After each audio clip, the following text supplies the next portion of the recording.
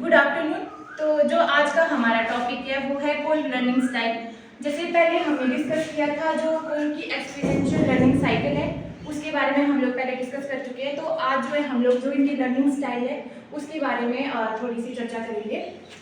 तो जैसे मैंने पहले बताया था आपको जिसका लर्निंग साइकिल था, ठीक है, तो इसकी जो डिफरेंट लर्निंग स्टाइल है वो इसी साइकिल पे बेस्ड है, ठीक है। तो जैसे कि लर्निंग कॉन्क्रीट एक्सपीरियंस है, इसमें हमने पढ़ा था कि अगर हमारे कुछ सीखना है तो हमारे किसी चीज़ में पार्टिसिपेट करना ही पड़ेगा, तभी हम लोग जो उस चीज़ को अच्छी तरह से सीख सकते हैं। और दूसरा हमने रिफ्लेक्ट ऑब्जर्वेशन जो इसकी सेकंड स्टेज थी उसमें हमने ये जाना था कि जैसे हम लोग किसी एक्टिविटी में पार्टिसिपेट करते हैं तो उसके बाद जो हम उसमें रिफ्लेक्ट करते हैं, ऑब्जर्वेशन करते हैं कि मतलब हमने उस एक्टिविटी को कैसे किया या उसे बेहतर बनाने के लिए हमें क्या करना चाहिए। तो जो इसकी थर्ड स्टेज थी वो थी अब्स्ट्रैक्ट कॉन्सेप्चुअलाइजेशन।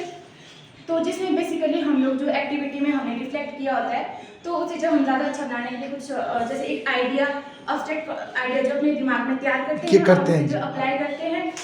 तो अप्लाई जो है हम लोग इसमें एक्टिव एक्सपेरिमेंटेशन जो था मतलब फोर्थ स्टेज थी इसमें किया था हमने अप्लाई जो आइडिया बनाया था। तो ये था उनका बेसिकली जो है लर्निंग साइकिल कि मतलब किस तरीके से हम लोग सीखते हैं। एक लर्नर मतलब अपनी बेस्ट इफेक्टिव स्टडी के लिए जो है कैसे ट्राई करता है। अच्छा, आपने मैम इसमें मेरे को बताया था कि चाहे कहीं से भी शुरू करो, 3 से शुरू करो, 1 से करो, पर सर्कल पूरा करना पड़ेगा। सर्कल पूरा करना पड़ेगा तभी मतलब जो स्टडी अच्छी हो सकती है। बहुत तो इसमें ये था।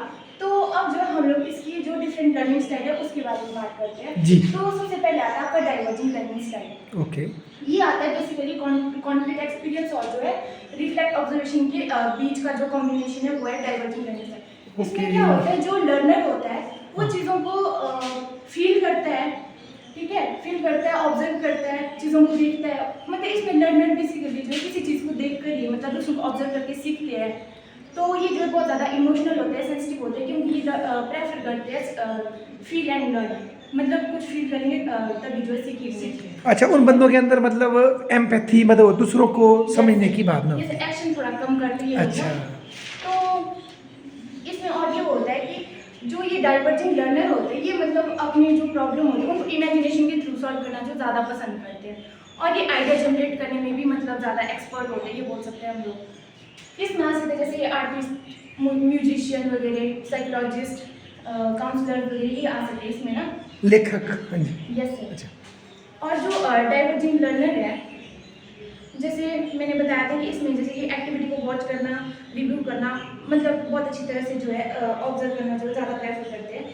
ये मतलब जो है एक ही चीज़ को डिफरेंट पर्सपेक्टिव से देखने में जो है ज़्यादा सक्षम होते हैं। तो अब लोग बात करते हैं हम लोग दूसरा इसका एसिमिलेटिंग आता है।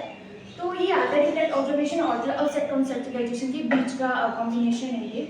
तो इसमें जो लर्नर होता है वो थिंक करता है और वॉच करता है, मतलब सोचेगा तब चीज़ों को मतलब जो है काम करेगा उस पर। अच्छा। ये मतलब लॉजिकल होते हैं, थोड़ी चीज़ों को लॉजिकल तरीके से जो है सॉल्व करना ज़्यादा पसंद करते हैं। इन्हें जैसे रीड करना बोल सकते हैं हम लोग या फिर अच्छा। एक्सपेरिमेंट करना। अच्छा, मतलब आपका मतलब मैडम इसमें ऊपर देखो उसने फील किया ना, फिर वॉच किया है ना जी, और नीचे वो सोचेगा, फिर वॉच करेगा, फिर देखेगा, है ना। अच्छा, मतलब थोड़े लॉजिकल होता है, जहाँ चलेगा दिमाग से चलते लोग दिमाग अच्छा। से चीज़ों को थोड़ा सॉल्व करके तार्किक होगा ये। Yes sir.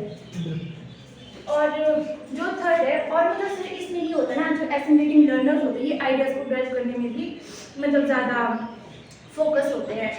तो और जो थर्ड आता है इसमें थर्ड आता है आपका कन्वर्जिंग लर्नर। अच्छा। तो ये आता है आपका तो मैम एक प्रश्न है आपसे, इसमें कौन कौन लोग आ सकते हैं? इसमें सर ये साइंटिस्ट टाइप लोग। अच्छा, साइंस में करियर बनाना चाहते हैं ना, क्योंकि वो लोग क्या करते हैं वैज्ञानिक जैसे एक्सपेरिमेंट ज़्यादा वो काम करते हैं ना, तो मतलब बोल सकते हैं कि यहाँ पे ज़्यादा ये प्रेफरेबल रहेगी जिनकी बौद्धिक पक्ष बड़ा स्ट्रॉन्ग है। यस। अच्छा, क्योंकि जो लोग ज़्यादा लोगों पर ध्यान नहीं देते हैं ना, वो अपने काम पर ही ध्यान देते हैं, तो ये होगा इसमें। तो थर्ड मतलब इसमें आता है अब्स्ट्रैक्ट कॉन्सेप्चुअलाइजेशन और जो एक्टिव एक्सपेरिमेंटेशन के जो बीच का है ना, ये है कन्वर्जिंग लर्निंग स्टाइल। तो ये इन दोनों का कॉम्बिनेशन है। इसमें क्या होता है कि हम लोग सोचते हैं और फिर काम करते हैं, ये एक्शन टेकर होते हैं लोग। इनको क्या होता है कि इनको जो अपने आइडियाज़ होते हैं ना, तो उसके थ्रू इनको न्यू एक्सपेरिमेंट करना जो ज़्यादा पसंद होता है। तो ये बोल सकते हैं कि इनको ज़्यादा दूसरों पर डिपेंड रहना मतलब उतना पसंद नहीं होता। और जो सोचते हैं वो करते हैं ना। इनका मानना होता है कि जो कन्वर्जिंग लर्नर है ना, इनका मानना होता है कि कोई भी थ्योरीज कितनी इफेक्टिव है ना, ये हमारे को तभी पता चलेगा जब हम उसको प्रैक्टिकली अप्लाई करेंगे, वाह। सिचुएशन के साथ उसको डील करेंगे मतलब ना। और तो इसका मतलब इसमें आए जैसे कि कोई सामाजिक आंदोलन करने वाला एक्टिविस्ट, इस तरह के बंदे आए इसमें जैसे फिर? इसमें ये है रिसर्चर, साइंटिस्ट वगैरह, इसमें हाँ। इंजीनियर वगैरह, इनको भी बोल सकते हैं इसमें। तो जैसे मैं उदाहरण देता हूँ, चाहे नेगेटिव सेंस में दूँ, जैसे लेनिन था, लेनिन ने कार्ल मार्क्स को पढ़ा है ना, फिर उसकी थ्योरी को प्रैक्टिकली उसने रशिया में उतारने की क्या की, कुछ थिंक एंड डू, है ना जी। ओके मैम, आगे बोलो। और फिर जो लास्ट आता है, लास्ट लर्निंग स्टाइल वो आता है एक्टिव एक्सपीरियंस, और मतलब जो ये कॉन्सेप्ट कंक्रीट एक्सपीरियंस के बीच का जो लर्निंग स्टाइल है वो है एकोमोडेटिंग, जिसमें हम लोग जो है फील करते हैं और काम करते हैं। अच्छा। ये बोल सकते हैं कि जो इस टाइप के लर्नर्स होते हैं ये मतलब अपने इंट्यूशन की बेसिस पे जो है काम करते हैं। जो इन्फॉर्मेशन है वो उसके लिए मतलब हमेशा दूसरों पर डिपेंड रहेंगे, मतलब लॉजिकल कम होते हैं, मतलब लॉजिकल तरीके से उतना काम नहीं करते हैं, कोई भी काम पर उनके अंदर से उनको आता है Yes, sir. संदेश, है ना। तो कोई काम करेंगे या नहीं करेंगे ये तो अब इनकी इंट्यूशन पे ही मतलब हाँ, इंट्यूशन सही वर्ड है, अंतरात्मा की आवाज से, बिल्कुल सही। और सर जो इस प्रकार के लर्नर्स होते हैं ना, उनका ये मानना होता है कि ट्रायल एंड एरर, मतलब जब कुछ करेंगे तभी हम लोग जो है सीखेंगे, बिल्कुल। Yes sir. क्या आप मानते हो ऐसा? Yes sir, good. मानना है अच्छा। ऐसा।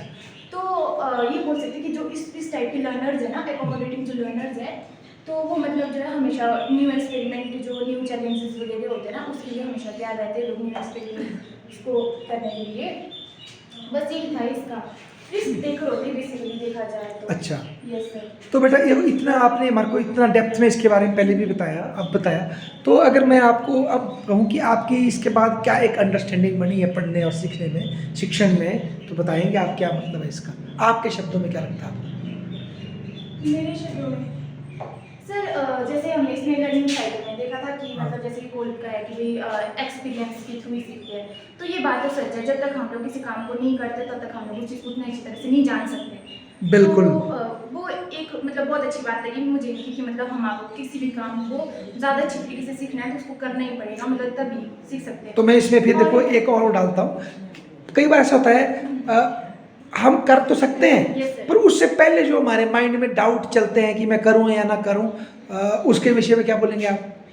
नेट से रिगार्डिंग भी बोल सकते हैं इसको। किसे जी? मतलब एक धारणा बनाई हुई है ना हमने कि जो नेट नीट वगैरह जो भी पेपर है ना, हाँ। कि हाँ मतलब बहुत ही मुश्किल है, बहुत टफ है। फिर जब हम मतलब पर्सनली कोई एग्जाम मैंने दिया तो मुझे उतना वो नहीं लगा। Good. मतलब हम अपना 100% देंगे तो अच्छे से कर सकते हैं। मतलब ये तो इन्होंने बहुत सत्य बताया कि अगर बंदा किसी में कूदेगा या बंदी कूदेगी काम कर ही लेगा, पर वो कूदने से पहले जो असमंजस है कि मैं करूं ना करूं, वो भी तो बहुत डेंजरस है ना, जो आदमी को रोकती है आगे बढ़ने से, कि स्टेप लेने से, डिसीजन लेने से रोकती है, वो क्या चीज़ है लता, क्या चीज़ है वो जो हमें उस फॉर्म भरने से भी डराती है कि फॉर्म ही नहीं भरना? शायद जो हम लोगों की बातें सुनते हैं, हाँ। देखा देखी अपने पेपर सोचते हैं कि हाँ मतलब एक हवा हवा सी बनती है, हाँ। ऐसा है, बट एक्चुअली में ऐसा होता नहीं जब आप खुद पर्सनली फेस करते हो। हाँ, गुड। बोलो शाबाश। सर इसमें यही है, जैसे मेरे को कैसे लगा इसमें कि जब मतलब कन्वर्जिंग लर्निंग स्टाइल और जो एकोमोडेटिंग है, मतलब एकोमोडेटिंग तो नहीं बोल सकती मैं ना, कन्वर्जिंग वाला, कि हम लोग सोचते हैं और कोई काम को करते हैं, मतलब करना भी चाहिए, मतलब इस तरीके से हमेशा तैयार रहना चाहिए न्यू एक्सपीरियंस के लिए, मतलब दूसरों पर डिपेंड नहीं रहना चाहिए कभी भी, मतलब इनिशिएटिव लेना चाहिए, हाँ जी, मतलब पहल करनी चाहिए, मतलब एक बार Yes, ना, sir. मतलब हमेशा तैयार रहना चाहिए अपने एक्सपीरियंस के, मतलब जो भी हमारे पास आइडियाज वगैरह है ना। तो उसके लिए फिर हमें बच्चे की तरह बनना पड़ेगा या सीनियर की तरह बनना पड़ेगा, मतलब सिचुएशन देख के सर नहीं, मतलब इन द सेंस कुछ करने के लिए हम अपना ईगो लेके चलें या तैयार रहें सीखने के लिए? सर ईगो तो कभी आनी नहीं चाहिए, जब मतलब हमारी ईगो आई ना तो हम लोग इस चीज़ को सीख नहीं सकते पर्सनली अगर बोलूँ तो। वही ना, Yes, तो sir. आप क्यों करेंगे नया, क्योंकि नए में तो आप हार भी सकते हो। Yes, sir. पर जब आप बच्चे की तरह सीखना चाहते हो Yes, तो आपको क्या फर्क पड़ता है, सीखेंगे।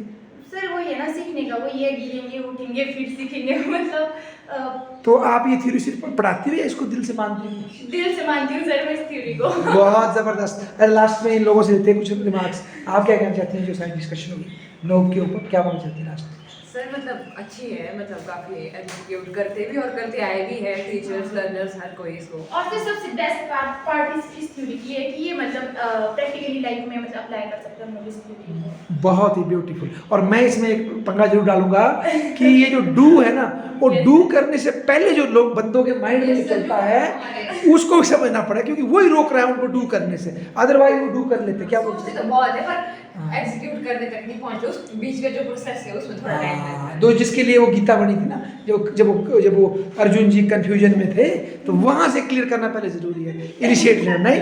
Yes sir. चलो बहुत बहुत धन्यवाद भाई गीतांजलि आपका।